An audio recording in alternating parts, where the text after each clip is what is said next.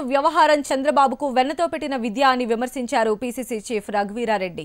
ఓటుకు నోటు వ్యవహారంపై కోర్టుకు వెళ్లడంతోనే నేరం అంగీకరించినట్లయిందని అన్నారు. ఏ ఆరోపణలొచ్చినా కోర్టుకు వెళ్లి కేసును నీరుగార్చడం చంద్రబాబుకు అలవాటేనని చెప్పారు. ఓటుకు నోటు కేసును చంద్రబాబుతో పాటు కేంద్ర ప్రభుత్వం నీరుగార్చాలని చూడటం దుర్మార్గమని రఘువీరా మండిపడ్డారు. విషయంలో చంద్రబాబు నాయుడు గారికి వెన్నతో పెట్టిన విద్య, తన మీద ఏది వచ్చినా ఏ అలిగేషన్ వచ్చినా స్టేల్ తీసుకొని రావడం అనేది గతంలో అదే చేసినారు.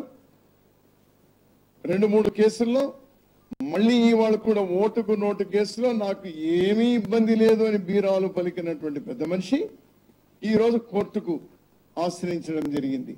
అంటే అర్ధాంగీకారం నిరూపణ అయినటువంటిది కూడా ఈరోజు ఆ కేసుని నీరుగార్చేటువంటి ప్రయత్నాలు ఆంధ్రప్రదేశ్ ప్రభుత్వం చేస్తా ఉంది, తెలంగాణ ప్రభుత్వం చేస్తా ఉంది, కేంద్ర ప్రభుత్వం చేస్తా ఉంది.